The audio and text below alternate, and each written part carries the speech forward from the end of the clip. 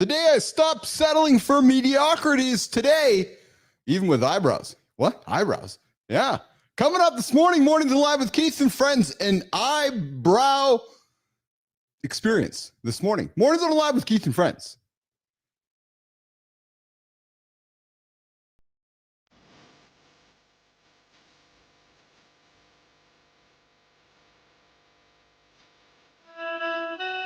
Welcome to Mornings in the Lab, where excuse when something negative comes up. Building muscle appeal, blood flow. Nobody is expecting, John. If the lady's saying that, you're doing super be entertained by fun over here. How if I slept? Has my sleep been good? Is that?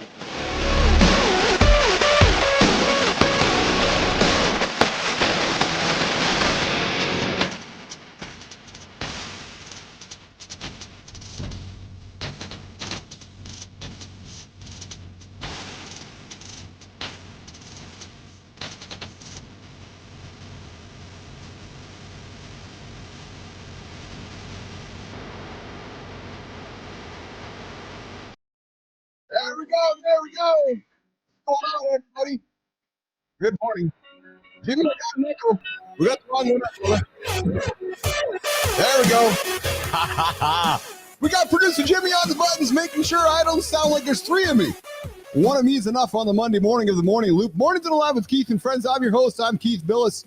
Sitting over there is the young boy wonder himself, Christopher Martin. Coming up, I think he's getting older this week. We're going to talk about that coming up on the show here. We got Jon Andersen over here as well, the guy who picks heavy things up and puts them down. Of course, we got producer Jimmy on the buttons. Melissa behind the scenes, making sure we bring this show to life. This show full of eyebrows. You're thinking, what? Yeah, if you turned into the Academy Awards last night, people were showing up at the show without eyebrows. It must be a new trend, not having eyebrows to go through society. That's just an interesting look that I can't get behind, everybody. Good morning, Benzie. Good morning. Good morning. Jimmy, as you know, everybody, this show is an offensive show from time to time, so we might drop some words that might offend you, so I encourage you to keep the children out, put the headphones in, welcome them in, whatever you're going to do with the kids.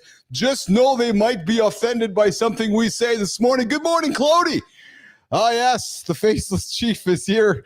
We are back out of here this morning, getting after here first thing this morning. We got a couple guests coming up. I had a big run this morning. I am sweating like a mofo. Look at me, just dripping with water. Jimmy, bring the boys up, man. I gotta expel some energy out to the boys here on the other side. What's going on, Mr. Christopher Martin? What's up, baby? What's going on, baby? How you doing, baby? No, what's up, man? What's going on? Oh, I think I got some meat sweats. I crushed some big steak on Friday for the birthday dinner, and then last night Lauren made homemade smash burgers. Ground beef, New Zealand grass-fed extra lean ground beef, Jon Andersen, with some spices, some salt, some pepper. That was it. Sprinkle a little bit of cheese on there. You know, guys, I bought a little bit. I will confession. I bought myself some like old brie cheese with blueberry in it, Johnny, and I spread it on the burger. Oh, baby, it was good. Different. Oh, it was good, Mark. You know the idea behind sweating after a big meal or a steak or whatever. Yeah, that's an insulin response. Is that what that is? Makes sense. Yeah, I mean it's basically you've eaten the wrong food, or you've eaten too much, and your body's going, "Holy shit, I got to get this shit out of the bloodstream because it's coming in way too fast. This is threatening." So it flips a switch on the insulin, which is a transport hormone, which is it's really, I guess I want to say hard, like it's like it beats the body up, but if it gets triggered too often, it'll aid you. But anyway, the sweating, that's from either overeating or eating, something really high on the glycemic index. Yeah. So I crushed myself I crushed myself a nice ribeye. Was it a ribeye? No, it was a ribeye on. So I generally go tenderloin. I decided to move away from the tenderloin on Friday. I moved into a nice ribeye on the Friday. Had a nice steak. Then last night I crushed. Were you freaky deaky with the steak, or did you fucking sit down and chill out and relax? Oh, we lost. Buddy, you'd be really proud of me, man. So they gave us no, I'm here. Okay, Am I here? You froze. You froze for a quick second. So I asked a question and it seemed like you didn't answer. So start again. Johnny, they gave us a 2-hour window to eat meal, and we were there for almost 3 hours, brother. So knowing that you had a long period to wait in your meal was the reason that you were able to go slow. Oh, you know what? I had your face on the table in front of me, and Marty's next to me, and I was staring at your face, chewing slowly. I was thinking of Jory's words. I was patiently enjoying my food, and I was there. You go. That's it. That's it. I leaned into the whole experience, had a really wonderful time. We celebrated Carter's 18th birthday, and it was nice. And yes, I purposely slowed down my experience on Friday evening. So that's worked. You know what I do when I've got my family together? What I do is when the waitress comes and I find out who she is. Right. Yeah. And then I'll jump up and take a piss, but I'll try to find her real quick. I'll give her $100 and I'll say, look, I know you make money on getting us in and out of here, but I'm going to give you this 100. So you're not feel like you're missing out on your next tip. I want you to bring our meal. I don't want you to bring our meal when we're still eating our, no salad before we're done with the hors d'oeuvre. No dinner before we're done with the salad. I want there to be a nice separation between each course. And I know it's going to be longer. So this 100 is going to make you feel like you're not missing out on anything. Nicely done, Mr. Anderson. There you go. Setting the tone. I'm learning you today, eat in other parts of the world, like in Japan, you go have a meal. It's going to be a couple, 2-3 hour deal. And they bring you many courses. Oh, yeah. They're not just fucking stacking them up. You're one is done. They see, okay, everybody's done eating. Let's bring the next one in. It's versus just let's put as much shit on the table as we can. In America, they don't even have fucking places to put shit on the table. I know. They're having to move stuff around. It's ridiculous. Yeah. Good morning, Amy Ryder. See you there in the comments. I see the morning. The birds are chirping. The sun is shining in the Boston area. We got Rick Clody joining us. We got Fit presenter Mike McQuillan joining us. We got Thanos. We got Adam Holroyd as well. Boys, I got to crack a little bit of humor this morning. I find it difficult to be speaking about some of the just the lighthearted, positive energy we like to bring on the show, and it's the whole reason we bring this show. And I feel like there's more of a purpose than ever for this show. But after the drama on Friday afternoon in Washington, I got to tell you. Hold on. What happened? I don't, me. You said something in the intro. I was like, fuck, I don't know what he's talking about. So I know I'm going to get educated here. So what happened? There are two things I have to laugh about. The drama on Friday in Washington in the Oval Office with Zelensky and Putin, with Zelensky and Trump and Vance. And that's what all these memes about like them doing karate chops and shit. Okay. What happened? Well, there's a big blowout, right? Zelensky wants America. Listen, we're not going to get into politics at all, but they just had a fight. They had a Housewives of Beverly Hills fight, Johnny. They all are scrapping and yelling at each other and screaming at each other. And JD Vance is saying, "Please give us respect." And Zelensky's like, "I'm not giving you respect." And I was funny. Pretty entertaining, man. It's pretty entertaining. Marty, wasn't entertaining like that? Like that's real life happening right there, brother. It's great because it's like whether you love him or you hate him, is it real life? To talk about. Yeah. Is it real life or is it just fucking real life? I do too, Marty. Yeah, I do. I think that was real. I don't think that was fake. I thought it was. I didn't see it. So Zelensky showed up at the White House, Johnny, and he's wearing his typical uniform, and Trump's like, "Oh, you dressed up." He's like, "No, he's just wearing his normal thing." But what I found was really funny when the whole thing was over. They were supposed to have dinner and have meetings. Well, it didn't end very well, right? So Zelensky just runs out of the White House there, and you see him getting into the car and speeding away. I thought that was pretty humorous. So and they gave the food that was for Zelensky and his crew. They just gave it to the staff. They just had like a staff dinner. That was funny. Then last night, of course, the Academy Awards, big pop cultural moment for society. Everybody tuned in. Oh yeah, the eyebrows. What's going on with the eyebrows? Yeah. Yeah. So Miley Cyrus shows up at the Academy Awards last night without eyebrows. And like shaved off or like patched over, or what was it like? Like bleached, like completely bleached. So she has. They were there. You just couldn't see them. She looks like Marilyn Manson, Johnny. She actually looks like Marilyn Manson. She looks kind of a freak, actually. So, and then there, of course, was a bunch of nude dresses and assless dresses, and I did not pay much attention to it. I just saw some of the headlines this morning about it, which I found somewhat humorous. And then, of course, because we have a show for men. And Johnny, you'll appreciate this too. And I love this, what I'm going to talk about next. Saturday night, Toronto, Canada, one of the biggest heel turns ever in WWE wrestling. Took 30 years to build up to it, Johnny. Actually, close to 25 years. John Cena became heel. And I love it. Yeah, because Oh, and wow. what's great about that is that, you know, and what I love about this, what I love about wrestling and creative. Dude, he's been. That's like you'd almost think that he would have retired without that happening. I know, but Johnny, that's why it's so awesome. Oh, you got to do it. I mean, it's your. I mean, it would be like the most missed opportunity. The amount of merchandise that will be sold in that first week. Oh man, because they're making all of a sudden a shirt that's not all happy. It's like fuck you.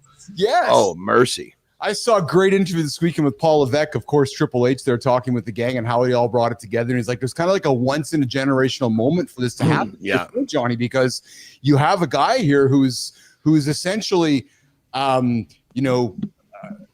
Frank, just the kindest. You know, Marty, his brand was all about positivity and positive. And then all of a sudden, out of the blue, he goes and turns complete heel with The Rock. So you now have The Rock, you have John Cena, these two big heels, and I find it fascinating because what it also does to me anyways, and it just goes back to what we talked about before with Vince McMahon a bunch of months ago, wrestling is the pulse of culture in America. I don't care what you say, man. It is the pulse of culture, right? And when you look at that heel turn happen last night and you look at the politics of the world, I just thought it was pretty damn entertaining. Good job on WWE. Well, and the thing you got to remember too, from a promotional standpoint, what they love about this is it's preying right on the brain of the human being, and the fact that they're going to pay attention to more of the shit talking than they are the positive. So it's like he was crushing it when he was working against human nature. Now, once human nature goes in his favor, oh fuck. I figured you'd appreciate that, Johnny, and I know Marty used to because you're a wrestling dude too. But I thought Johnny would appreciate that because just because of how the industry works, Johnny, right? And you could.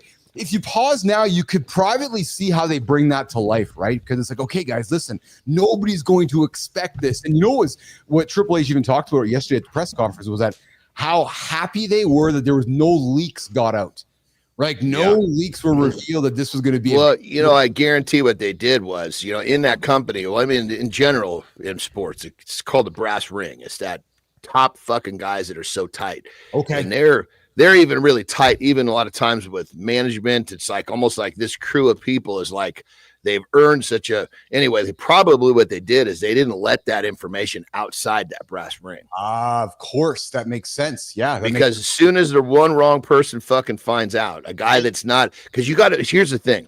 The brass ring means you're a company guy. It means you think of the company more than you think about yourself. That's the definition of a brass ring guy. That makes sense. Really? Yeah. Because the company knows that they can put whatever responsibility on that person, and that person will think of the company first. That's kind of like in all sports. You have that, there's that NBA player that no matter what, that guy is going to do what's right for the team, and you just know it. And management knows it, the owner knows it, and that's what separates him. John, would that be almost like? Would that be in some ways be considered like the corporate guy? So you said the company guy, in football, you hear is a franchise quarterback. Yeah. Basically, he's the guy that's because even in wrestling, there's a couple guys in each era, that were so big, the fucking company was resting on the shoulders of that guy. Yeah, it's interesting. Marty, how's your weekend, brother? I know you got a big week coming up. Is it Wednesday, your birthday? Wednesday, isn't it? Tomorrow. Oh, it's tomorrow. Yeah. Big 3-2. You got any big plans for today, tomorrow, or what's mom gonna take out for dinner? Or mom cooking you something, or what? We went out to eat Saturday, and then I'm gonna go out to eat with some friends on this upcoming Saturday. So nice. That's about it. Nice. Johnny, how was your weekend, brother? Was it good? It was good. Yeah, can't complain. God, I'm trying to think. Was there anything really eventful? I saw some videos of you and Wenzel. Were you guys hanging out together? Or that's some old content shot. That was actually the last time I was down there. Okay. When I'm there, we'll film fucking nonstop for 2-3 days. His videographer just follows us around, so that it's great. It's just that way we can piece stuff out. Yeah. But we actually had it's like this morning. Well, actually started last night. We had a fucking pretty nasty storm coming. Oh, yeah. So like this morning, but Wi-Fi was down. I was like, holy shit, this is a rarity. SoCal. Yeah. Storm? Man. I mean, it happens once in a while. They're short-lived. And keep in mind what we call a storm is probably different than what you do. Oh yeah. It's like what we consider workout is different than the average man. but it's still called a workout. That's it. That's it. You know, Johnny be like, we don't have time for that dumb shit in the storms. That's why I live in SoCal. Well, you know, that's the beautiful thing is I actually have my neighbor.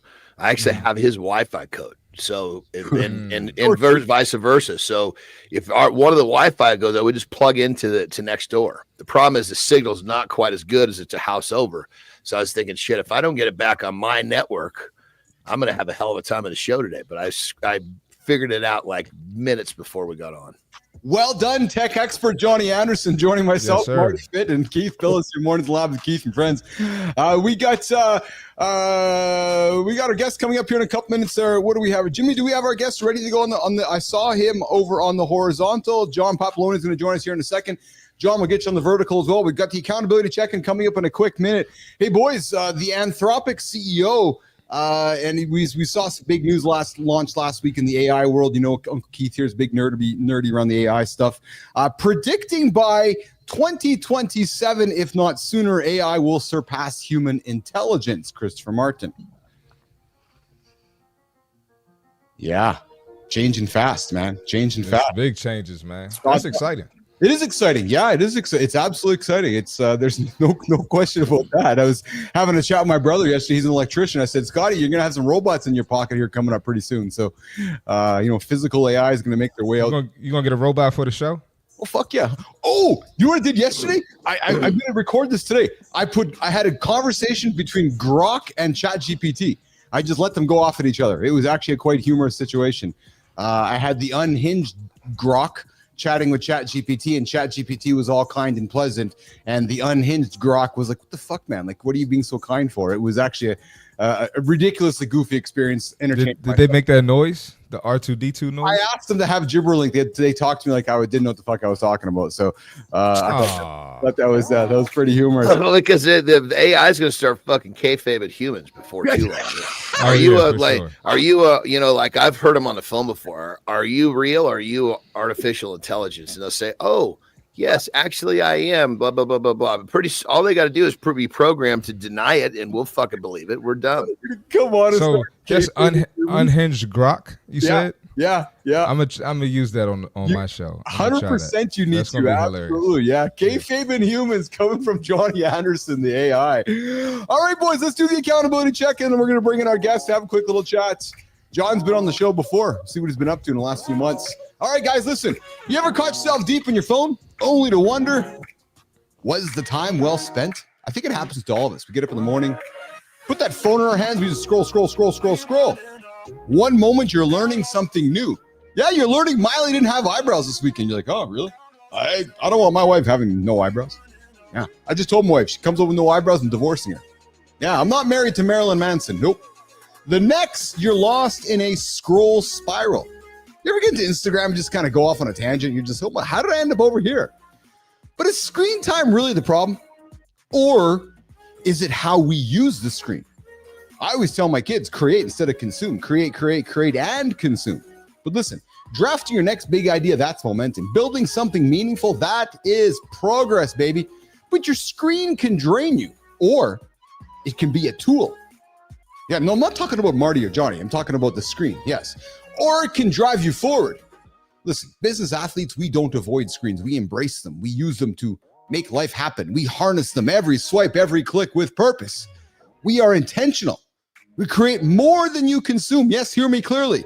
Create more than you consume. I invite you, use your phone for an hour of creating, 30 minutes of consuming. You'll be ahead of the game. Use the tool.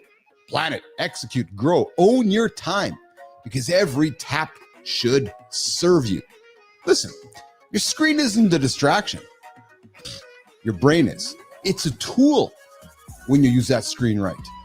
So you got a choice as you go through your day today. You can either consume the content on your device, or you can use your device to create content, or a little bit of both. Give you something to think about. This morning on Mornings in the Lab with Keith and Friends on your accountability check-in. All right, Jimmy, I'm getting the intro ready for our guest. We've got a familiar face back in the lab today. This dude joined me in the early days of the show. Oh, baby. Last time he was here, he dropped gems on branding, business, and real estate. And today, this dude's back for more. He's back to the morning show, Mornings in the Lab with Keith and Friends, myself, Jon Andersen, CMartyFit. producer Jimmy, Melissa in the back there. John's been an entrepreneur since 15 years old, building, selling, reinventing himself along the way. And when life threw him a curveball, he pivoted, proving that adaptability is the real key to success. Now he's the CEO of Click One Media, a real estate and mortgage expert, and the host of the John Papaloni Show. I think he's coming from Toronto, where he helps businesses stand out and scale up. He doesn't wait for opportunities, he creates it. Let's get into it. John, welcome back to Mornings in the Lab with Keith and friends. Good to see you, my brother. Absolute pleasure. Thanks for having me. Absolute pleasure, man. Yeah. What's up, John? How are you, brother? Like your name. Good, man. Thank you. Great name. John, you hung out with me and Nicole a number of months ago when I first started. Exactly, Marty. Yeah, I'm glad you dropped it, brother. Yeah, exactly. I'm with you, man. Yeah, we got no time for John's here this morning on the show. Yeah. Papaloni joined me and Nicole early back in the early days of this program I started, and now he's Nicole back. Must be like something before I'm even aware of what was going on here. Yeah, John. You weren't here yet. We didn't care about you yet. So shit. You didn't know about my existence yet. Was the problem? I wasn't even in my world at that point. Yeah, I hadn't even met the John there. But Papaloni, where are you joining us from, pal? You joining us from Toronto? I am from Toronto, Ontario. Actually, I'm in Burlington, which is just west of Toronto, but it's still part of the same GTA. All right. Well, listen, we always like to ask us a question of somebody. I'm going to throw this question over to your namesake this morning. It's a pretty important question there, Papaloni, that I'm not sure if you are ready for it. You know, you're probably, if we would have told you in advance, you probably wouldn't have slept last night. So pretty big question. So I'm going to throw it over to Anderson. He's going to throw it to you, and we're going to see how you respond to it. You ready, Papaloni? Let's get her going. All right, Anderson, get after it, brother. It's all yours. All right, my brother. So don't brace yourself, because this may be something that's hard to answer, but some people it is, some people it's not. So it's kind of an opinion based deal. All right. You ready? Let's go. What is your morning routine? Oh, that's easy. I was expecting something. I was just making it, because everybody says, Keith pitches it out and says, "What's your morning routine?" I was just having a little fun with the question. Yeah. That's awesome. Yeah, I usually I Marty of John is like, "Oh, that's it."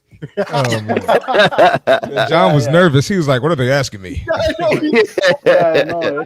Tell me about it. But I knew my man to be. I knew with a name like that, he was going to be steadfast. He was going to be fine. You know. Yeah. No, my morning routine is very simple. I usually wake up between 5 and 6. And usually I start off with, learning and, in the morning, like I start off by reading, watching, nice. If I'm not reading, I'm watching some sort of tutorial or something so I can, feed the mind. And I usually do that with my morning coffee and a bagel. Even though the bagel is not really great for me, I still do it anyways because I enjoy it. And then usually, I wrap it up. If you ate a hard-boiled egg before that bagel, the bagel would do half the damage. That's probably true. Yeah. So, and then so then at that point in time, I start my day by 9. Oh, nice. So I like the learning part, brother. What do you read? That's good stuff. Yeah. Oh, I usually like to read different things. Either it's biography of somebody that interests me, learn what they learned and how they did it. If it's not a biography, it's some form of a small business book or some form of a business book, a marketing book. Love it. Something like along those lines, I'm into productivity and personal branding. Dude, that's the same stuff. I'm always interested if I'm learning about how somebody else did it, because there's so many ways to skin a cat. We take little bites of everybody. Yeah, exactly. Good shit, brother. Good shit. Thank you. Hey, John, so you've built multiple businesses. You've pivoted industries. You've reinvented yourself, like myself, like Marty, like Jon Andersen. John, from your experience and just your journey through life, what's the biggest trap that keeps entrepreneurs stuck in mediocrity? I'm probably going to say something that's not conventional, because usually people have some sort of technical thing or something like that. And it's one of those things, getting stuck and doing something because you're used to doing it. And just because, take real estate, from your intro, I actually dropped my real estate license. I'm no longer licensed. And that was one of those things that I was miserable doing it, but it paid. And it paid really, really well.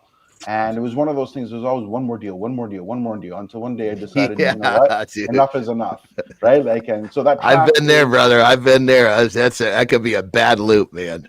Yeah, and it's hard to walk away when you're earning, right? But then, at what point in time do you realize you have one life, and life is about living and not about just going after one more deal that you don't actually even care if you do it? That took courage to make that decision, though, Papaloni. So let's stay here for a second, brother. So, you're cashing the checks, you're selling product, and things are happening, but you're unhappy. You're waking up, you're miserable, but yet the check's coming in. But yet, somewhere in your journey, and I'm a big fan of Marty's heard me say for the moment behind the moment. Like, was there a morning where you're like, "That's it, fuck it, I'm done," or like, how did you tell us how you arrived at that decision where you said, I'm done with being mediocre? That's a courageous decision, brother. Mm-hmm. Oh yeah, absolutely. Like for me, it was easy. I mean, 2024, I had a couple of bad outcomes, and then a third bad outcome, and I turned around and said, okay, I was trying to quit this since 2021. Why am I still doing this? But I said, okay, you know what? I'll just recoup my losses and then I'll quit, because usually the excuse to keep going. Then one day I ended up in the hospital. Now, routine surgery, it was nothing big, nothing major, but the doctors have to bring down the possibilities. One of them is, when we put you under, you might not wake up. And I thought about that. And I'll be honest, I wasn't taken back or going, oh no, the end of the world, whatever. I was like, yeah, okay, I've had a good life. And I thought about them. That me saying that to the doctors as well, I've had a good life one way or another. And I thought, then, if I'm enjoying myself, I enjoy life so much and I have a zest for life, what am I hanging on to this for? So when I got out of the hospital, I said, I'm not going to do anything that I did before just for the sake of doing it, because I'm not ready to let go for some vain reason. Brother, that's proof. I mean, I had a point where I was like, okay, from this time forward, I don't do anything for money that I don't want to do. And that was a fucking life-changing thing for me. Completely. And the crazy thing is started making more money because you do what you like to do so much better that you excel. But I mean, isn't that like a crazy change? It's completely, it's almost like there's sun in your world every day. Yeah, absolutely. I agree. So when you made that decision, John, was it as easy as it sounded? Or did you make it and then you found some regret along the way? Or I noticed you kind of a facial reaction when I asked you, okay, let's go here, brother. No regret whatsoever. That's one of the things. Some of the successes that I've gotten has come because I'm very quick to act. If I make a decision, I go through with it. Even if it's not in my best interest, I made the decision, that's the decision, that's it. Not everybody works that way, but I always have a theory. When somebody says, I have to think about, my answer is, you're not really all that interested, because what's there to think about? I mean, if you're interested in doing something, it's, it's not like I woke up one morning saying, I hate this, I don't want to do this. I was miserable for 3 years doing it. Every time customers would call me, I'd hope that they cancel on me. I mean, who does that? Oh, wow. Oh, wow. Yeah. So you really were in a place where you're like, I got to get out of this. Yeah. Like, it was literally like if it's one, how people say, do something that even if you don't get paid, you don't care because you love it so much. Well, if the average commission for realtors in Ontario is about $10,000, we'll say. If you told me I was getting $1 less, I would drop you like a hotcake, because I just didn't want to do it. I didn't want to do it for the 10K, let alone, for $1 less. Yeah. Good for you, man. Like I said when I introduced the segment, it takes courage to do that, because I'm going to assume most of us humans will keep cashing the check. Yeah. Right? Because it's the easier thing to do, right? It's just, let's keep cashing that check. But this is a good example of, it wasn't your purpose, it wasn't your mission, it wasn't making you happy. And again, I think humans get confused by this. You're holding the check, it's got 10 grand on it. I'm not happy with this check, got 10 grand. You put the check down. You wake up in the morning without the check, you're happy. Like that's not how we're normally wired, Johnny. No, definitely not. Right. So, well, when you ask yourself, did this 10, of course, this 10 grand is cool, right? But was the process of getting this, did it make me happy? Yes. That's the question people don't ask themselves. Yes. Because they just look at the money and they think, oh man, I can go buy this, I can go buy that. And then they're distracted from, what was the process to get this in my hand? That's right. Hey, you're hanging out with Keith, Marty, Jon Andersen, and John Papaloni this morning on Mornings Live with Keith and friends. Hey, John, we got a fit tip coming up with Christopher Martin coming up right now. Do you want to hang around for another 10 more minutes with us? Absolutely. All right, let's do it. So, Marty, let's get you up with the fit tip. And then we're going to come back. And Johnny, I got a question for you about LinkedIn. Last time you were here, we talked about LinkedIn being a great place for high-level networking. I'd like to learn from you. Have you seen any shifts of how people are using it since we last talked? We'll get back to that conversation with John Papaloni in a minute. Marty's up with the fit tip of the day. Chris, get after it, brother. Let's get it. All right, we got the fitness tip for today. It's March. The first fitness tip of March, now that I think about it. We're at that point in the year where January resolutions are out the door. All right. You kind of stuck with it in February, but now that motivation is gone. You know how we feel about motivation on this show. And I'm here to tell you, this is the time where you find your why. Why do you want to work out? What are you in the gym for? People have different reasons. Some people have aesthetic reasons they're in the gym, and there's nothing wrong with that. Some people, it's for better energy. Some people for mental clarity. Whatever that is, in March, you have to dig deep and find that to stick with it, because there's like no motivation right now. If you're in Maryland or DC like myself, if you're in Canada like Keith and John, not Jon Andersen, the John Papaloni, if you're there like them, it's still cold, right? That can discourage you from going to the gym. Motivation can be out the window, but when you have developed a discipline and you lead with your why, you can stay on your fitness journey. So don't forget that as you go through March, right? We're close to spring, but not quite there yet.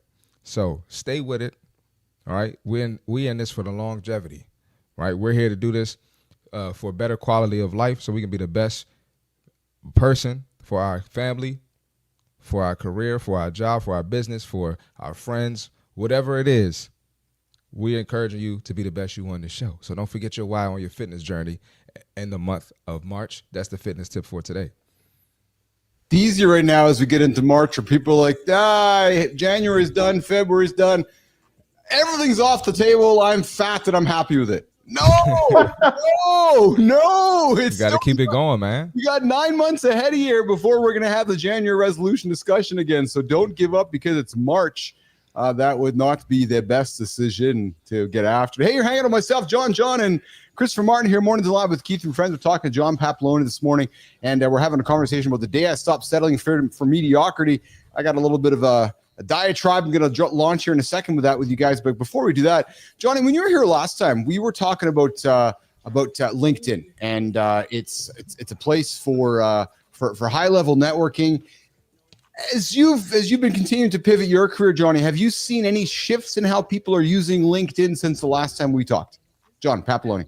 Absolutely. Actually, in fact, to be honest, there's a big major shift with LinkedIn right now. And the reason is, let's be honest, let's call a spade a spade. The country's hurting. And it doesn't matter whether it's America or whether it's Canada. Right now, people are going through a lot of tough times. There's a lot of layoffs, a lot of shifts in the economy. And where that's relevant to where I'm going to is that the widespread reach that you used to have with LinkedIn or tried to get is not as prevalent, because now it's sort of like the job, like the employers are not really on there as much as they used to be. And more people are looking for jobs, and more people are not sure what to do with themselves. So like I was saying, the mass reach isn't there. So now it's more important to have one-on-one connection with people rather than trying to reach everybody and anybody. That niche target has become more important than ever, and having a small circle, a small powerful circle, is way more important today. Yeah. It's the days of chasing vanity metrics, big followers are rapidly changing in a world of AI. We're looking to build community, looking to build connections with humans, and humans want to converse. Right. And we want to be surrounded by people that were like-minded and or challenging to us. But it's a very divisive world now. And it's, I'm even noticing how some of the interactions are changing on the platform as well. What's been the biggest change for you, John, that you've noticed? Well, for me, it's reactions, right? Like it's one of those things that I don't get as many reactions on posts. A lot more sales calls of people trying to sell something. Man. that's just an increase. It's always been there. And but again, a lot more people will reply now as well. And I don't mean to the sales calls. Like if I messaged someone in the past, you'd have to try 2 or 3 times, or you'd have to wait. It would take them a month or 2 to reply. Where today people are more willing to communicate, and generally they reply within 24 hours today versus a week. So I notice more people are willing to speak. Yeah. Hey, we're talking about the day we stopped settling for mediocrity. John Papaloni shared a story with us a few moments ago how he's like, hey, I'm done with real estate. It was mediocre. My words, Johnny, my words, but it was mediocre. I need better, and you put it aside. You know, Jon Andersen has gone through many different moments in his life when he's changed careers. Marty's gone through many different moments when he's changed careers and so forth, and not settling for mediocrity. I want to take a couple minutes to share something that I went through, guys, where, and Marty, I've told you this story before, but I want to take you back to a moment in my life, a day that changed everything. And it wasn't dramatic, actually. There was no big spotlight. There was no standing ovation. It was just me. It was alone with a choice. And Marty, it was me and the OG, Maurice.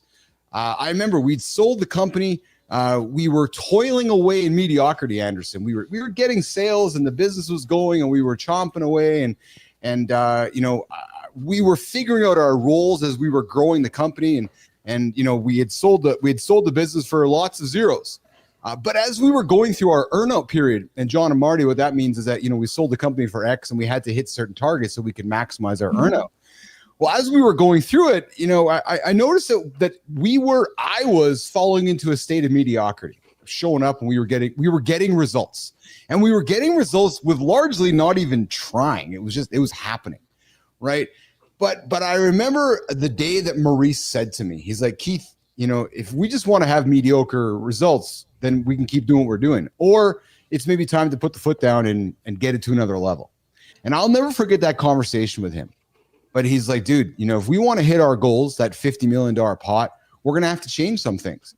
And it was a real eye opener for me. It was that moment of because I'd become efficient but not excellent. I was busy but not fulfilled. Papaloni, same thing, right? Cashing those real estate checks, but you weren't being fulfilled, right? And I was existing but not thriving. But then one day, boys, I looked in the mirror and asked myself a question. And I said to myself, after Maurice asked me the question myself, is this the best I got? I remember I was 39 years old. And I was like, no, actually. And I started kind of leaning into this idea of Jon Andersen about not wanting to live a life of regret. And I'm like, okay, I got one chance to go and cash this big check. And I can either be mediocre and not cash all of it, or I could put the pedal to the metal and go after it. And I did. And that moment in my mind, it changed everything. And it was that moment where good enough wasn't good enough for tomorrow. I had to find a way to find another gear tomorrow. And it's funny because last week we had Sergey Brin from Google say that, hey guys, if we really want to hit some big goals, we got to stop putting 40 hours a week, and we got to start putting 60-hour plus week, putting 60 plus hours a weekend. And what I found struck by that is that most humans, in my experience anyways, are satisfied with their 30, 40, 50 hours, and they wonder why they're not getting. That's why we're programmed that way. That's why. Exactly, John. Right. So when I realized that in order for me to achieve what I dreamed of achieving and what nobody else thought I could achieve, I had to find another gear. And it was not accepting mediocrity. And I'll never forget that moment, boys, because from that meeting on, I was like, okay, I hear you loud and clear, Maurice. I literally, Jon Andersen, I took my to-do list and I fucking threw it in the garbage. And I said, okay, the most important thing for me to go do is drive revenue, find revenue. That's all I did. Is for the next 3 years, I went and found revenue, because that to me had the most impact on moving from mediocre to excellence. And from that decision on, we went and sold the thing for $50 million and maxed out. But I had to have that aha moment. I had to have that kick in the ass kind of thing where I was finding myself satisfied or complacent with mediocrity because it was good enough, guys. You know what I'm getting at, Anderson, Marty? Yeah, I mean, Yeah. The thing I remind myself is that if I'm not taking big fucking risks, A, I'm not going to be happy, and B, I'm not going to progress the way I want to. Now, am I going to fail? Hell yeah. But I am confident enough to know that I will stand the fuck up and try again. And it's a pretty easy fucking formula when you know you have the confidence, you got the balls to stand up one more time than you fell down, because that's all it takes. Yes. And Go ahead, Mike. I was gonna say it takes a lot of balls. One, for Maurice to tell you about yourself, like, hey, brother, you got to step it up. Yes. And it takes balls to accept that and actually implement it. So that's big. A lot of people struggle with that. It's interesting to hear you say it, Marty, right? Because it's one thing for a friend, just like you've with me a couple times. You've sent me a text, say, "Come on, man." I'm like, right, and what I appreciate that is that in our relationship, you're managing up to me, and I mean that with love and respect, right? You're like, dude, like you come on, man, chop, like right, and I find often in our experience with humans, and Papaloni, I look at you for this one, it's hard to manage up to somebody who might be your peer or might be somebody who's older. Right. So to not only call somebody out, but then to hear them and recognize it. Oh, right. Right. Because Marty's called me out before. And I was like, fuck yeah, you're right. Right. But it makes me better. But it takes balls to not only call somebody out, but it takes balls to accept that somebody's calling you out too. Papaloni. Well, that's what I was going to say. Like, I don't think it's hard to accept if you truly want progress, because at the end of the day, if you want to just listen to yourself all day and talk to yourself, then just go in front of a mirror and talk to yourself. The reality is it's not going to change anything. I mean, just because you told yourself something, if you were right all along, you would have had different results to begin with. So you have to be willing to accept new ideas. And I want to touch upon the what you said about, or John said about, being programmed, and that's the way we were programmed. Yes. And the reality is that we use buzzwords all the time. So many people sit there and say, I have to get uncomfortable to be comfortable, or be comfortable with being uncomfortable and all that. But right now, that's usually a buzzword, because people say that, and then they go back to their morning coffee at 7:45 a.m. without any change. Right. And it's like, then it's always tomorrow. In January, I'm going to start my new thing. Why do you need to wait for January to start your new routine? Yes. Right? Like, you have to forget being comfortable. Realize that being programmed is your excuse to allow yourself to keep doing, mediocre things. Forget the programming and consciously make a choice and commit. There's a big difference between knowing what to do and having the nuts to do it. Oh, yeah. Isn't that true? Yeah. Well, I'd rather do something 10 different ways or do 10 different things and do 9 of them wrong to find the one thing than to just keep sitting around doing the same old thing that 100%. is somewhat there. Yes. Well, and I think of my brother Marty, right? I'll never forget the story he's told me since day one, when he was going through his career from a D1 athlete, being a trainer, heading to LA during the COVID situation, and comes back. He's like, well, fuck, I got to figure shit out, right? And you ask yourself, how do you stop settling? You got to raise your standards. Right? Maurice challenged me. Marty looked in the mirror and challenged himself. You got to find the right people. Right. And that's one thing about the show. When I was sick 2 weeks ago, the right people who were around me, John and Marty, which helped me get through it. Right. You got to find the right, and you got to take ownership of it. Clody comes in. Froze. I think everybody's finding another gear is available to all of us. There it goes. You're back. Froze again, Keith. What Cody say?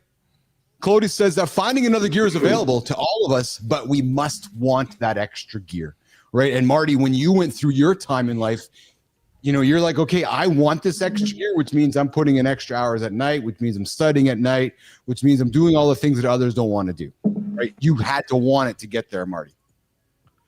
Yeah, absolutely. Go ahead, John. Go ahead. Yeah, I was going to add one more thing, right? Because you said raise your standards, and I actually had a little bit of a different belief that I didn't get to, create this quote that I'm going to make, but I mean, I do believe in it.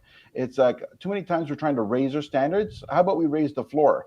Because we can raise our standards, but when we allow ourselves to drop, we're back into the same old floor we never wanted to be in. But if we raise the floor, we'll never get to the low we were at before. Because our new standards are That's a good flip of the script. Good flip of the script, brother.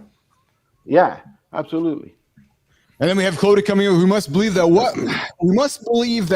that extra gear will help us achieve is achievable. Great goals scare us up a little bit, but also excites us. And that's the whole idea of having a great goal.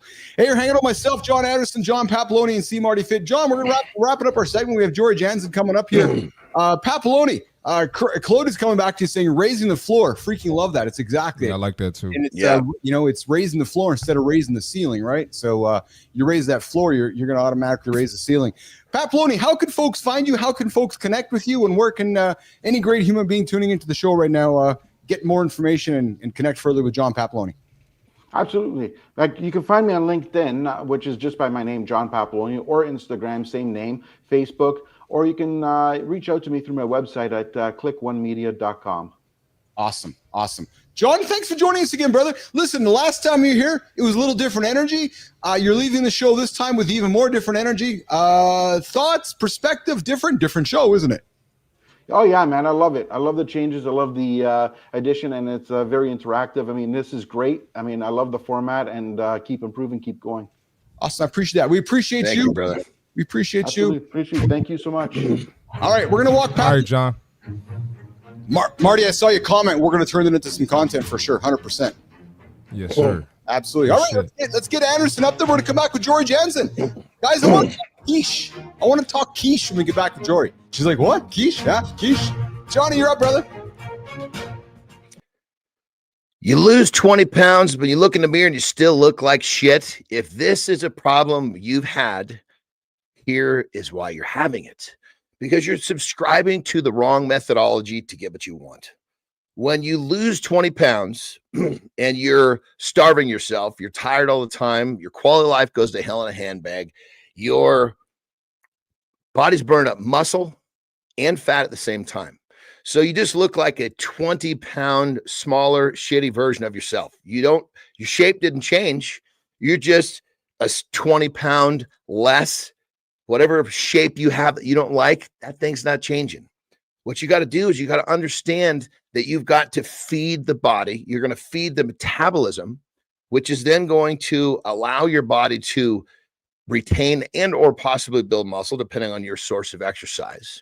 But more importantly, when you're eating, you got to eat the right foods. You can't do this with McDonald's.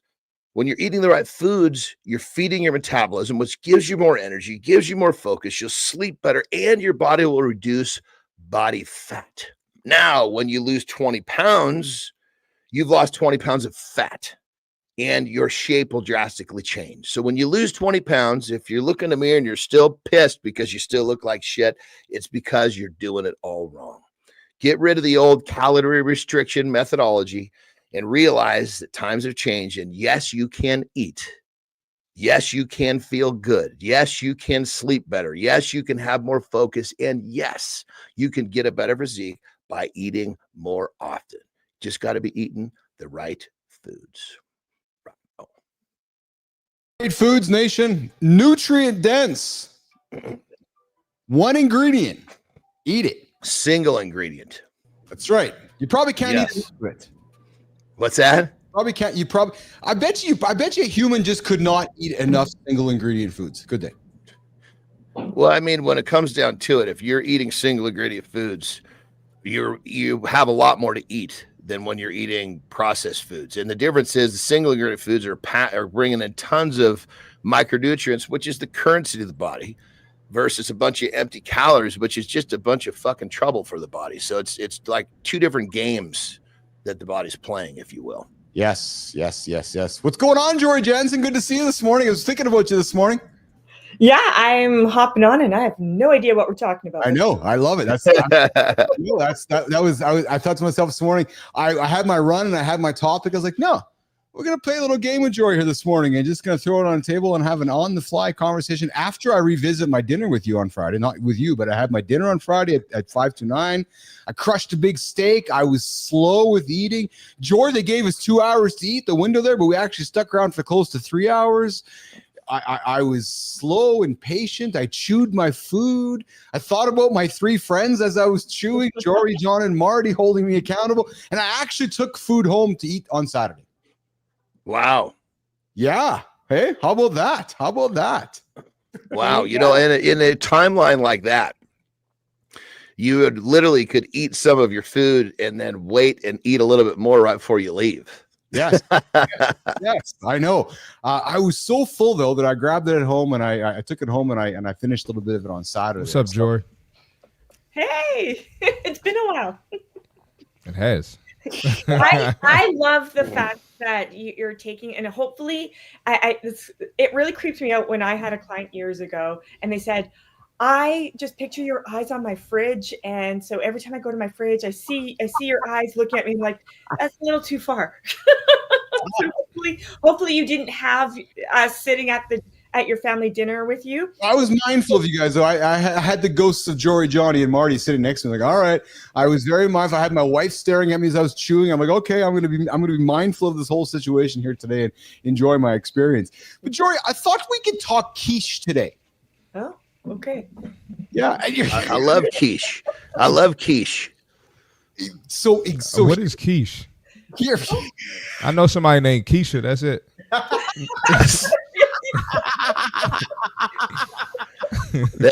That's good, brother. That's real good. Oh Lord. It's like a K or a Q. I want to talk quiche today because Jory, with our audience of men typically don't think of quiche. I don't think men most naturally think of quiche. We probably think of quiche as more, and I'm just going to say it, more of a feminine type brunch food that the wives have or the moms have, or that's such that right there is such horseshit. If a dude thinks that, he's got to fucking put himself in check. I don't disagree with you. I'm just sharing a stereotype that perhaps. Yeah, no, I know we're on the same page. I'm just sharing the fact that if you're thinking that, you need to fucking put yourself in check. If you like fucking quiche, eat the quiche. Well, which is why I want to talk about it because. Well, do you like eggs? Marty does. No, but I'm saying if you don't like quiche because you think it's a woman's food is what I was getting at. No, I hear you. But if that person thinks about like, do you like eggs? Well, there you go. It's just making it up differently. But here's the question, and Jimmy, here's the hook for our long form video. So Jory putting you on the spot. Great. Is quiche healthy? Depends on how it's made. Be healthy, right, John? It can be healthy. Yeah. How's it made? Yes. So let's talk. I know healthy quiche and unhealthy quiche. Right? Big back Keisha, not big back Keisha. but Jory, so quiche, I think to some it sounds fancy, it can sound intimidating, but yet it can be an extremely healthy, convenient, efficient. Well, you know what the modern day quiche eater has changed it to? It's called egg bites. Yeah, right. Pretty much. Yeah, just there's no crust. Right. So it's create it how you want to. But I mean, carbs are not the enemy. It's where they're coming from and the balance of total macronutrient calories coming in. And as John's lifestyle tip was, it's also the multi-nutrients in our macronutrients that really makes the difference. So you can make quiche in a very healthy way. You're adding your vegetables to the eggs.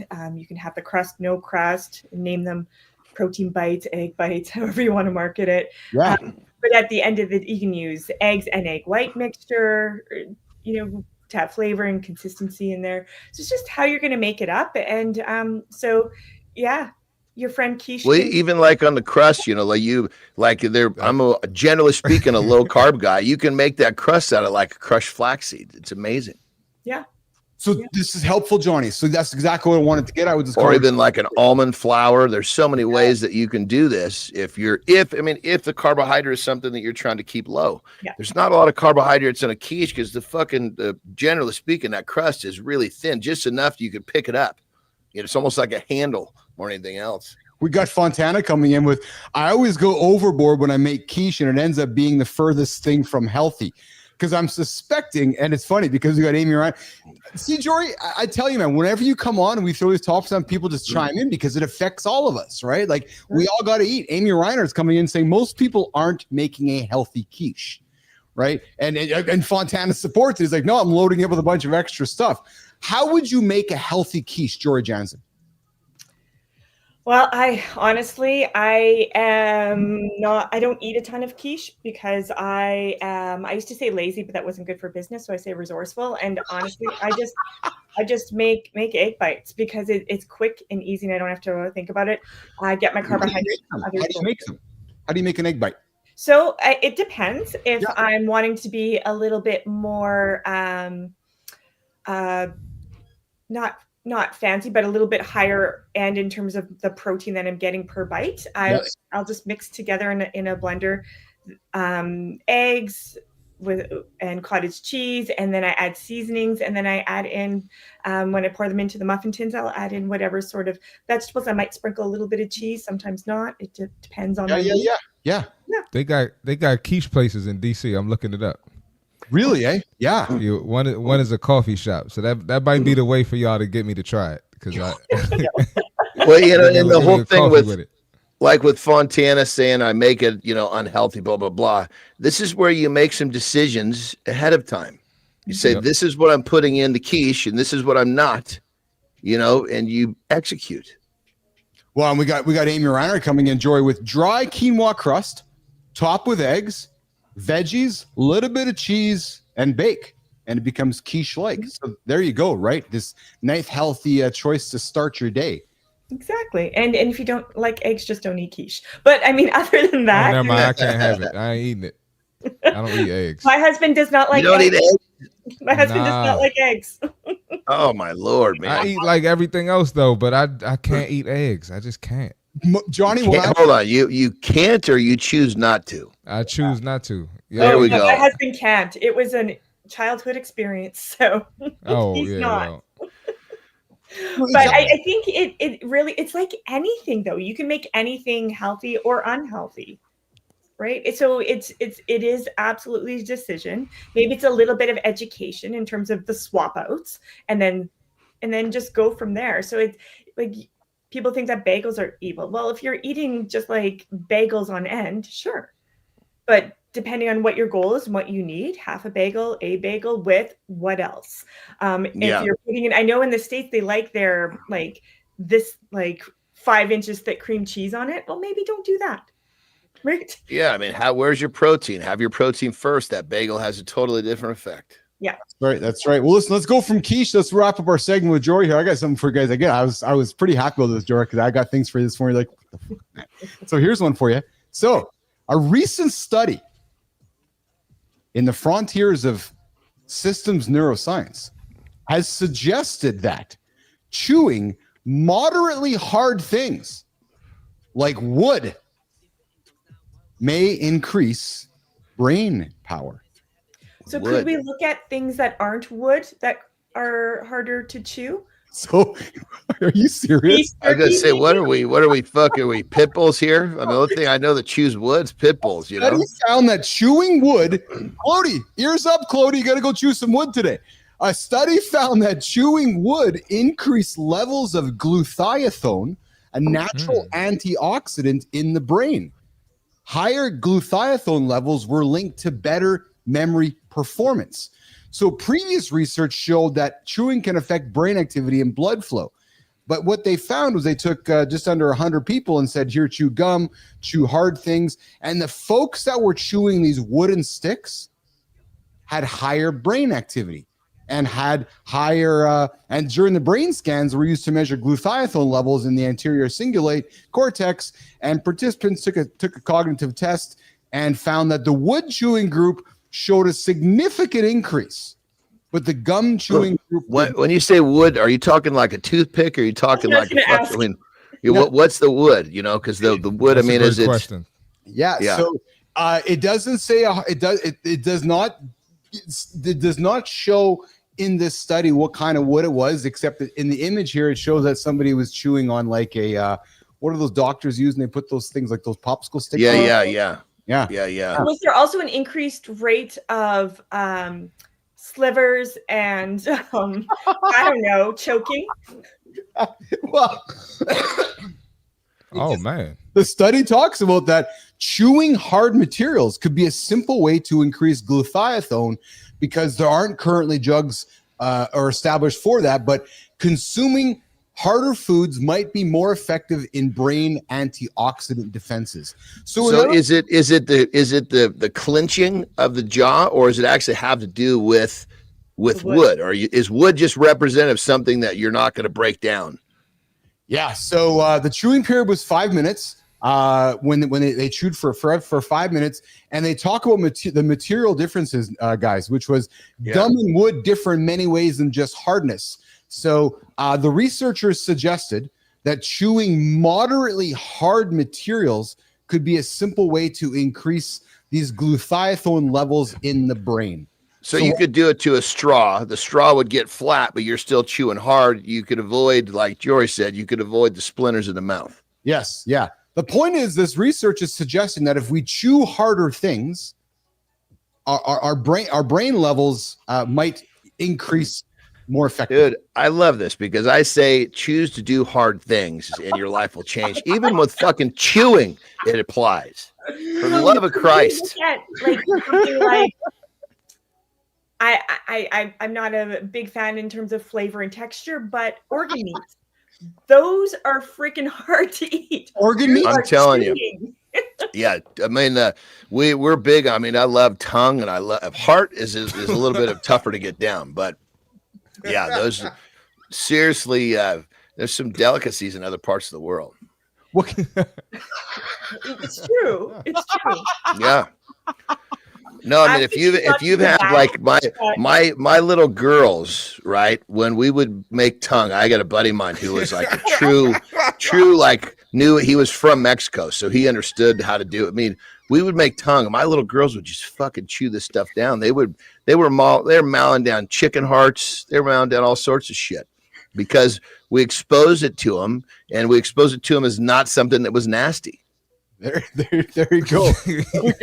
We got I was exposed to liver and it wasn't expressed as being nasty. I still found it nasty. You eat liver, Jory? Liver's a hard one for me too, Jory. Only way I can do liver is if it's uncooked. It's got to be raw, and I just let it slither it right down the throat because then I'm not dealing with texture.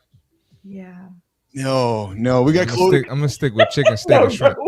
Yeah, exactly. We got Clody coming in with this show never disappoints me, man. I need to get some hardwood to chew on. Yes, you got me on this one for sure. He's coming in with my new motto is chew harder. Yeah. That's Jory chewing away. So there you go, guys. We're always dropping nuggets on the show. You gotta be chewing wood. Is it good for the teeth though? You know? I don't know. Hey, I'm just the conduit of conversation. I'm just the messenger. I find the topics. I throw them out there for you guys to Can you send that to me so we can continue this on Wednesday? Absolutely. And we got Lauren's like, Jon Andersen's killing us all today. Yes, I think he is killing us all today. And hold on. Why am I killing everybody today? Oh, you just drop nuggets, Anderson. You're always dropping nuggets of gold, brother. Always nuggets of gold. Tongue nuggets. All right. Okay, good. When I was a killing, I was like, hopefully there's a positive connotation to that. Oh no, it's always good. Because I was a little zippy this morning. You know, I was a little punchy. It's like, fuck, maybe I'm letting that shit slip out here on the show. Oh, it's you know, good, yeah. I guess we need to talk about in the future is organs. What kind of organs we all can be chewing on? I don't like organs for the most part. I don't like liver. I don't like chicken neck. I don't like heart. I don't like it. Jory, you into that stuff? I'm not. My mom grew up on stuff like that. Yeah, mine too. Oh. But it wasn't brought into like my growing up. Well, I feel Clody grew up with that too. Yeah. There is the best down San Felipe. It's right downtown, close to our house in Mexico. There's the best taco shop. Yeah. Amazing flavored tacos, but it's basically the sign is cabeza, which is head. Only thing they're putting in those tacos is meat that comes off the head. So good. Oh, unbelievable flavor. Like you can't even do like I didn't realize what it was. Why I was like, God damn it, this thing is good. Then I paid a little closer attention. I'm like, holy shit, this is only coming off the skull. Marty, I'm not touching that one, brother. I'm good, man. I'm good. Listen, you guys, you just keep limited in your limited beliefs, and you'll never. At the end of the day, you gotta be open to new shit. Keith, you know how John always tell us, me and you pay attention to dumb shit? Yes. Well, eating meat off a skull is dumb shit to me. Love you, Johnny. We went from quiche to organs, and we got Clody going in. And now for the giblet portion of the show, used to throw that up, and my parents cooked it up. Exactly. All right, Joy, we're gonna let you get out of here. Oh, real quick, Johnny. Yeah. If you had to recommend one of those for someone like myself that's creeped out, which one would you recommend for me? What's the easiest one to have? To try, like in terms of one of these crazy things we're talking about? Yeah, what's the easiest one to try? Yeah, I would say honestly, what's going to taste the best is probably going to be that head taco. I mean, Really? it's a taco, so it's kind of disguised. If you didn't know what it was, you would take a bite like, holy shit, that's good. I mean, it's really rich, flavorful meat. But obviously, if you knew what it was going into it. So the question is, like with my little girls, first time I gave them chicken hearts, they didn't know what they were. They're like, boy, these are good. You know, at the end of the meal, I told them, and they had a different perspective on it. You know, but at that point, they'd already realized they liked it. Why do I believe that Jon Andersen has tried every single possible food that one human could eat? Why do I believe he's tried it? Marty, Jory, do you not believe that? Do you believe the same? I believe thing? it. I do too. I think, John, you could be on those shows where you have to like eat things to be able to move on in Fear the factor. show. Yeah, right? Like you know, Survivor. I've actually thought about that because if I get myself really hungry, that fucking freaky deaky brain part of my brain comes out. Yes. It'd be amazing what I could eat if I get that freaky deaky. Yeah, I think I'd be eating it and throwing up at the same time. Joni, have you ate insects before? Have I? Well, yes, but I would say the easiest way to take it down. I've had cricket protein powder. Yeah, so I've had cricket protein powder as well. Yeah. But in terms of going and like seeing the legs, I almost did once. I was in Huntsville, Alabama. Yeah. I was having dessert pizza, and I was about to bite into something I thought was just chocolate chips, and it was a roach. So I almost ate a roach. Oh. Anderson, have you crushed any insects in your life? I mean, I've just for kind of like shock effect, you know, I'll take a fucking grasshopper and just eat him down if he's sitting on my shoulder, you know. My dog does that. Are you serious? Fresh ones only. Yeah. I mean, granted, he's chewy, you know, excuse me, I should say he's crunchy, but you want to give him a couple of cracks but you try not to squeeze those guts out. You don't like the guts coming out. First of all, I ain't never had a grasshopper on my shoulder, just casually chilling. Like, yeah, let me take a bite out of this. No, you never. I mean, you got to remember, I grew up in the country. You know, I grew up on a farm, so we were dealing with all sorts of shit. Fuck, I can imagine. I used to go like, this is actually the universe was looking after me on this one. Fuck, so I can't read worth shit, but I found this fucking book about mushrooms, right? And I love mushrooms. So I looked at all the pictures and realized what was poisonous, what was not, went into our back fucking woods with a goddamn frying pan and some butter, picked a bunch of fucking mushrooms, made a fire, cooked them and ate them. I came back, told my mom, and she was like shitting in her pants thinking I was going to like run it, something's going to seize up my throat. But that's the kind of environment I grew up in for a handful of years when I was young, Mark. Ooh. So grasshopper is just kind of part of the equation, you know? So where Keith and Jory lives, we sometimes will have grasshopper infestations. Jory, this summer, when I invite you for a walk sometime, we'll go for a walk around the neighborhood. You, me, Lauren, whatever. We'll look at the grasshoppers. We will never look at them the same. One's going to land on me. You're going to look at me. You're going to say, are you going to eat it? I'm going to I'm not eating this thing. I'm like, save it for Fred. Fred's my dog. He loves them. Well, see, the thing that the best way to do it is just to kind of just quietly go forth with it. And then the people around you are like, I don't even know what to did he just eat a grasshopper? I don't even know what to say. We need a Johnny food segment. I think so. Where he just tells stories about all the food he ate. I think we're going to send food to John. He can eat it on the air with us, our own Fear Factor with Jon Andersen, Jory. We can do that too. Keith and Marty. All right, Jory, we kept you overtime today. I started the topic with here was my plan. I had my run this morning. Okay, I found this conversation on quiche. I'm like, I'm going to surprise Jory with quiche today. And then I found the conversation about chewing wood. Little did I think we'd be talking about insects by the end of it. So thanks for joining the show with us here today. Just think about this, right? We can have like a quiche with a wood crust and some insects in it. It could be the ultimate quiche. Jory Jansen. I mean, how environmentally great is that, right? We're just using our resources. Yes. Yeah. I mean, if we were somehow stuck in the woods, we'd be eating all sorts of crazy shit. This is true. And Lauren's right. Remember when cricket protein supplements were a thing? Because, Jory, you're right. Remember there was a thing where all of a sudden we were all going to be buying protein powder made by crickets there. I saw the process, how they make that protein powder. It's pretty gross. Christ, I never fell victim to that fucking shit. Jesus Christ.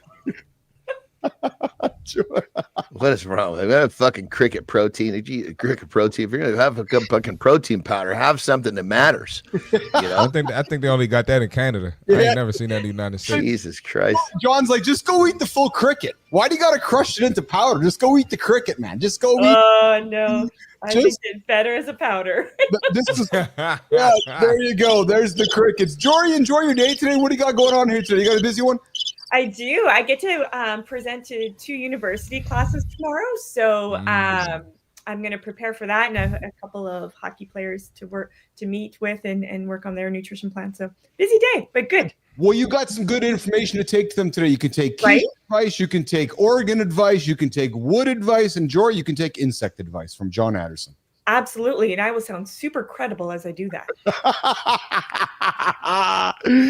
All right, Jory, we appreciate you. You have yourself a good one, okay? See you guys. All right, Jory. Thank you, Jory. Jory's going to get out of here. I know Marty's got to get out of here as well. Yes, sir. I'm about to get up out of here, man. I know Johnny's got to get rolling too. Marty, you have a good one, brother. You too, man. Hey, this is my last. Have a good loop, bro. This is my last 31-year-old episode. I know. I was just about to say that to you. You read my mind. I just about to say, well, Marty, this is your last one as a 31-year-old. Yeah, man. Looking forward to the future, man. I came in today as a 53-year-old. You're coming towards a 32-year-old. Wow. Johnny's a 53-year-old. We're all just better than we were a year ago. I was talking to somebody and I told them I was 52, and Terry's like, "No, honey, you're 53." I'm like, "Fuck, I can't remember how old I am now." God damn it. That's hilarious. Yes, it's true. It's true. All right, Marty, you have yourself a go. Oh, hey, Marty, did you get your truck fixed up, brother, on Friday? I did it all by myself. I saw your pictures. Yeah, nicely done, man. Yeah. Thanks, man. Appreciate rolling it. up the sleeves. And Johnny, Marty's not just a pretty face, man. He was fucking got his. I think he got grease on his hands, maybe actually. I tried to take care of stuff myself if I can. You go to YouTube University for that one? You're like, YouTube. I actually did go to YouTube. I had to go to YouTube. But it was pretty simple though. I had to chat with my brother yesterday. He was having to fix his truck, and I was thinking about you. He's like, "Yeah, I'm going to YouTube University to go learn how to do this." So I think it's where we all go, isn't it? Yep. Awesome. All right, brother. You have yourself a good one, okay? So see y'all tomorrow, man. Right, have a good loop, brother. Thanks, man. All right, Johnny. Yeah, give me a piss and I can stay till 20. Do that. Then I got something funny to go for a piss. I got something funny to share with you and come back. Yeah, as long as we get me out 5 before the half, we're good. We're gonna do it. You come back, we'll do the creator spotlight and get you out of here. Let's go. All right, Johnny's gonna go for a quick pee break, guys. I'm gonna reset the show here for us. Mornings in the Lab with Keith and Friends. I'm your host. I'm Keith Bilous. Marty's out for the day here. We got Jon Andersen here as well. He's taking a quick break. We're gonna come back and do the creator spotlight, the community corner. I figured I would share a story with you guys here. You guys know that we love to do. Lauren, I see your comments there. Yes, I guess I probably wasn't pronouncing it correctly here. So for those of you that want to know about our story that we talked a number of minutes ago about chewing wood, there is a, excuse me, so it's a glutathione. Thanks, baby. I appreciate you helping me pronounce that correctly here. Guys, go chew some wood. Clody, go chew some wood today, and you're going to increase your glutathione in your brain. You might have some better responses throughout the day here. But guys, I got to share something fun with you guys. So you guys know that we love to, Melissa's tuning in right now. She's like, oh my God, is he going to go here? Yeah, I'm going to go here for sure. So we love doing on this show fun things, as we know, just a little bit of fun things. And what we like to do is we like to celebrate folks. We love to celebrate folks who are doing great things on the platforms. And on Friday, we did our creator spotlight, which we like to do every single day. We like to celebrate somebody on LinkedIn. We like to celebrate somebody over on Substack and essentially take the old Mornings in the Lab light and shine it on them. Say, hey, Joe Smith's doing great work. John Papaloni, you're doing great work. Whoever's doing great work. We take their LinkedIn profile, their Substack profile, and we celebrate them. We talk about the stuff that they're doing. Point blank, period. Just calling it out, just saying, hey, Amy Reiner's doing great stuff. She's creating great content. Go check out her profile. It's a real simple thing. So Friday, we made some content and we celebrate somebody on Friday, as we all know, like we do the show every single time. And Friday afternoon, I got a wonderful message over on the LinkedIn platform. And the message was this: why'd you celebrate me? I was like, what? Yeah, how come you didn't tell me? I was like, what? Yeah, I didn't want you celebrating me. I was like, what? No, I don't want to be celebrated. Take it down. It's like, what? Yes, nation. Full true story. I had somebody come knock on my door on Friday who was like, do not celebrate me. Do not make content about me. Do not be publicly positive about me. take it down.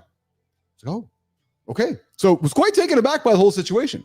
I took the content down, and I politely had a conversation with the young man, and I said, okay, well, I'm sorry that I offended you. That typically the response I get from somebody when we celebrate them is gratitude. Thank you. Yes.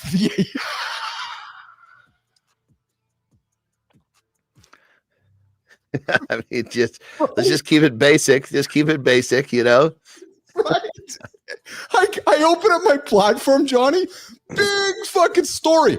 Why'd you celebrate me? Basically ripped the strip off me. I was like, oh, okay. And I responded basically saying, well, typically folks have responded with gratitude and happiness for being celebrated. Typically folks haven't given me shit for celebrating them. So yeah, Johnny, there was no gratitude. It was just basically, don't celebrate me, take it down. And then once I took it down, he sends me a message later saying, can we collaborate together sometime?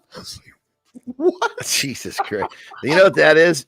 You know, that's just one of those moments where, and we've all had them. So I'm assuming I'm going to cut this dude some slack. You know, you have one of those moments where no matter what happens, you're going to respond negatively. You're trying to get out of that spot. And it could be like someone hands you, you know, $1,000. Don't fucking pity me, you know?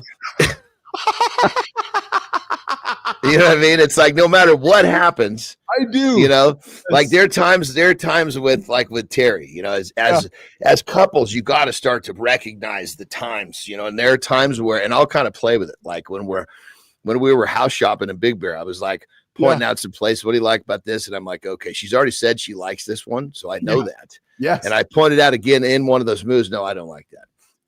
Yeah. But it was just, she was just in one of those little places where she was trying to get her head straight, you know? Absolutely. All right, Jimmy, you guys, me and Johnny here. Let's do this one with us right now. Let's do this one. So today's creator spotlight on LinkedIn is about someone who doesn't wait for permission, doesn't follow trends. She creates her own path. This person grew up learning that if she wanted to make something happen, she had to figure it out herself. I love that, Johnny, right? Because you're the same way. She learned that if she wanted to make something happen, she had to figure it out herself, right? And I'm going to suspect, Johnny, she did shit that others didn't want to do or wouldn't do, right? And it's that mindset that shaped everything for this human being. She didn't wait to be invited to the future of tech. She grabbed the front row seat and started creating it. Her journey started in music and fashion, took her across Europe, and eventually landed her in New York City, where she spent 30 years in the modeling world. But staying in one lane was not her style. No, reinvention, adaptation, and leadership became her signature moves. Then, 2017, one conversation about blockchain changed everything for her. The light bulbs went off. She saw the power of crypto, NFTs, and decentralization before most people even knew what they were. And from that moment, she was all in. Cutting out the middleman, giving creators ownership, and pushing Web3 forward. But here's her real mission: empowering women and underrepresented voices. I love that. She's the CIO of Roosevelt Houston Trust, the co-founder of Hampton's Masterminds, and the founder of NFT VIP, an immersive ticketing platform refining how events work. She's worked with Disney, Johnny, Hasbro, South by Southwest, CNBC, HBO, not as a guest, Johnny, but as a leader. Who are we talking about? Jimmy, let's get it up here, my brother. This morning, Mornings in the Lab with Keith and Friends is really pleased to celebrate, and I'm suspecting she's going to be pleased that we celebrate her this morning. Jimmy, let's get it up there, brother. We are going to celebrate Julie Lamb. Yes, a super connector. Julie, we see you, we celebrate you, and we'd love to have you in the lab. And I'm suspecting, Julie, when you see this, it's going to hit you in the right spot. You're going to say, hey, what have I done? You know what you've done, Julie? You create great content. But what I love that you've done is that you are all about empowering women and underrepresented voices. That's what it's all about.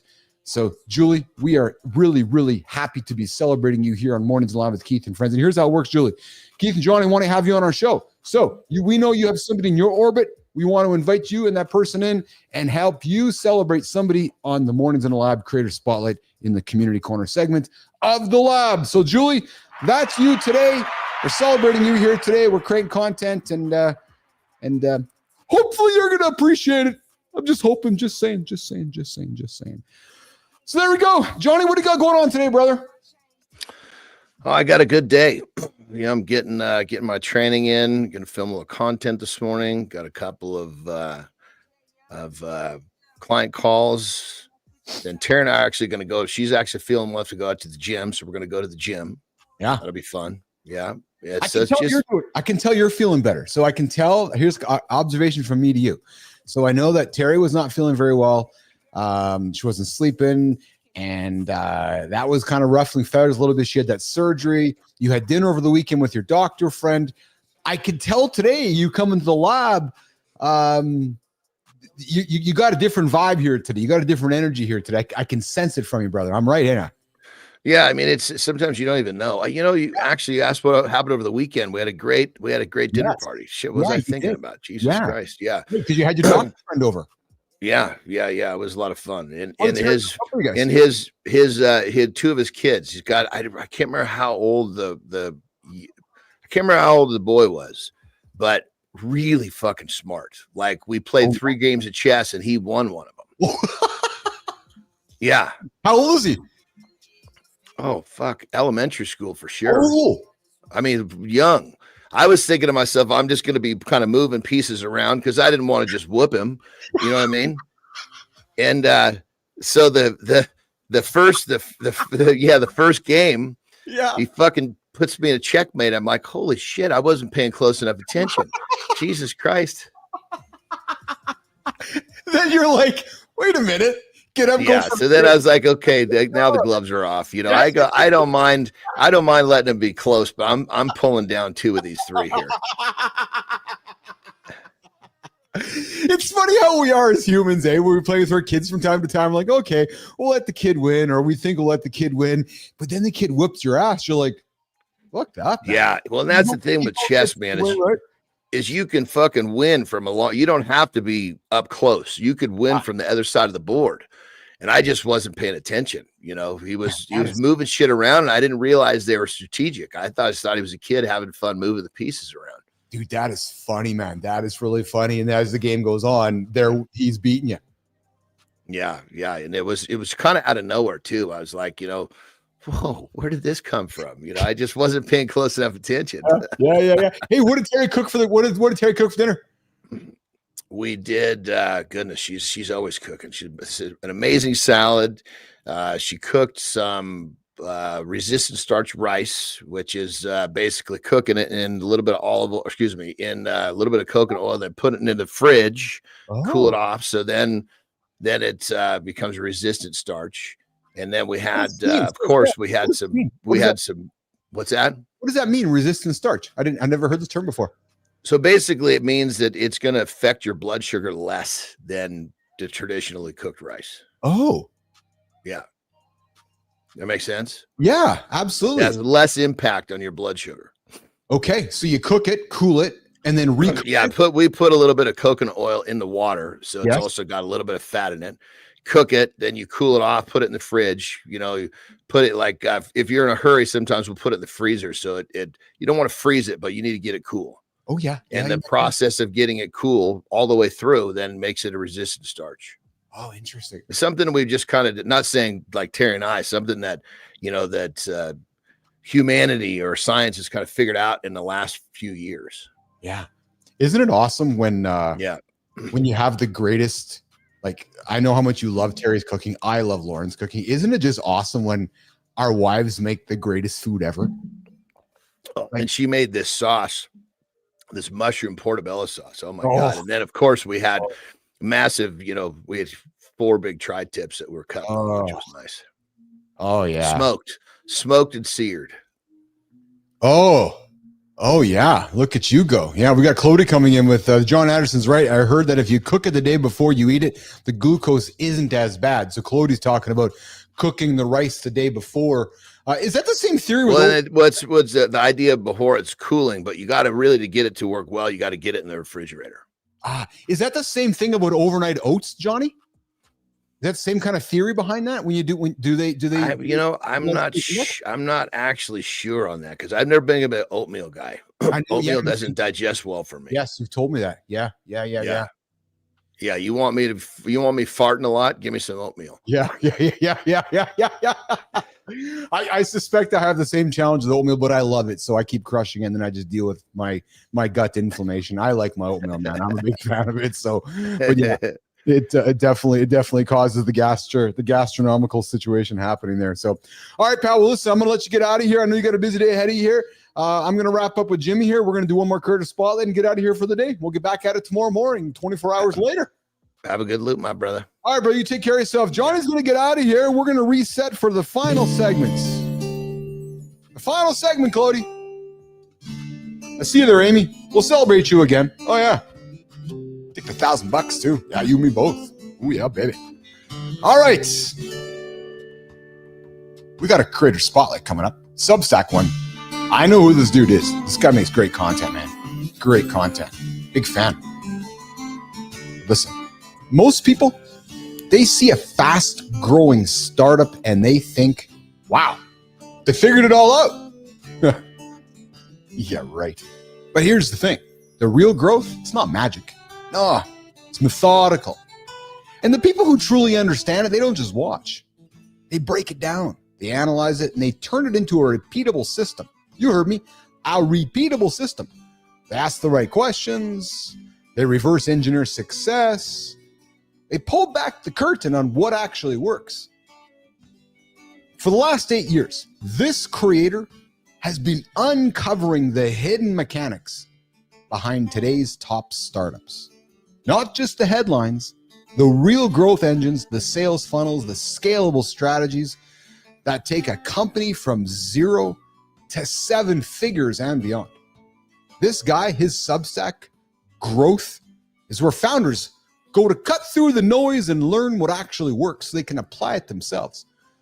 So Reiner, Clody, Scott Benzie, I invite you guys to check out this fellow over on the Substack.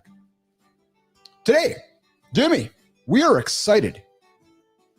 Get my long pauses going in here, the long dramatic pauses. Today, this morning on Morning Lab with Keith and Friends, we're excited to celebrate Jimmy, Andreas Just. We celebrate you, Andreas. Andreas isn't just analyzing from the sidelines. He's built MVPs, tested business models, and created revenue-driving funnels firsthand. Now, this dude's helping others do the same. True story. I see how he's doing it. If you want to grow your business smarter, his newsletter is a must read. Andreas, your work's a game changer, my friend. For founders looking to scale the right way, keep breaking it down and showing the world how growth really works. I read his Substack. I love his content. He's got great insights, great content that will help you build your business. So I invite you, Business Athlete Nation, to check out Andreas Just, his Substack. It's called Growth. And you're going to learn a few things from Andreas if you subscribe to his Substack. And hey, you heard about our conversation last week. People with facial hair get more attention. So Andreas, keep that facial hair happening, brother. And here's how it works. We want to have you on the show. We want to have you celebrate somebody who we know you think is doing great things. We like to pass you over the Mornings in the Lab Creator Spotlight. Spotlight. We crank it up with this sound effect, and then we shine it on somebody who you believe deserves to be celebrated here on the show. So that's how it works. Andreas, the invite's open for you, brother. You come hang out with us and join our show and join the conversation so we can celebrate somebody in your world on the Mornings in the Lab Creator Spotlight with myself, producer Jimmy, Jon Andersen, CMartyFit, and the gang here every single day, 8 o'clock Eastern time, over on LinkedIn, YouTube, X, and of course, we throw stuff up on Substack as well along the way. Okay, wow. Yeah, show's over. Just like that. 90 minutes in the bag. I got to tell you guys, man, it's funny because when I put these things together, there's some days like always stress coming in, going, oh my God, what are we going to talk about? How's it going to go? And then the next thing you know, 90 minutes have happened. Like, wow, 90 minutes is done. Laughter, quiche discussions, chewing on wood, eating crickets, eating liver, celebrating people that don't want to be celebrated. There's never a shortage of things to talk about here on this show. And as Clody says, you never know what we're going to talk about. Sometimes we talk about Bonnie Blue. Sometimes we talk about the best position if you might be a Pisces or an Aries. Last week we learned it's the wheelbarrow. You're like, what? Yeah, go tune into Friday's episode. Because if you are a Pisces or an Aries born this month, you might want to try the wheelbarrow with your partner. Yeah. Don't ask. Just go listen to the show. True story. And hey, if you haven't subscribed, I invite you to subscribe to the channel. Mornings Live with Keith and Friends. Add it to your feed. We drop content throughout the day. Okay, Jimmy, we're going to roll, man. We're going to get out of here. We'll see you guys back here tomorrow, 8 o'clock Eastern time. I wonder what's going to happen in the world of craziness today that we can laugh about tomorrow. People might not have eyebrows tomorrow. Maybe have some little geopolitical crazy shit to talk about. One thing you'll always get here on this show is positive affirmations, positive content that we hope helps you get through the day. Because you know what, guys? There's enough bullshit out there. So our goal here is to do things a little differently. So tomorrow we are going to talk about the triple threat. Yeah, the triple threat for men. And that is fitness, focus, and friendship. The triple threat for men's wellness. That's the conversation coming up tomorrow. And yes, Rick Cody, thanks for the great laughing start to my day. Weak man, lifted my spirits. Good job, Rick. Then, hey, we're doing our job, man. That's what I get out of bed for, is to help others lift their spirits up. So even if there's days that my spirits aren't up, you guys help me get my spirits up as well. So it's a mutual effect. But Jimmy, should we play this one out, Jim? How about this one here? I love this one. The bagpipes, the sound of the bagpipes. Hey, Jimmy, I was playing with Suno yesterday, making music for us so we can have a new opener. Dude, Cody, I'm like an artist. I was making music last night. We're going to start teasing some new openers, just some stuff that I'm making here, AI sound effects. Oh, it's some good stuff, man. Good. I invite you to check out Suno, S-U-N-O. Make your own music, commercial stuff. It's all good. All right, Jim, let's get out of here, brother. Let's get out of here. I'm going to walk us out with the Highland Pipes. You know where to find us, guys. Right here, 8 o'clock Eastern time tomorrow. LinkedIn, X, YouTube. Mornings are live with Keith and Friends. The only morning show, man, to get your ass out of bed. Don't hit the snooze button. You're 9 minutes behind if you do so. If you do it all year, you're 2.5 days behind the guy who doesn't. Okay, on behalf of Jimmy, Marty, myself, Jory, we're going to get out of here. We'll see you guys tomorrow. Let's go, Jimmy.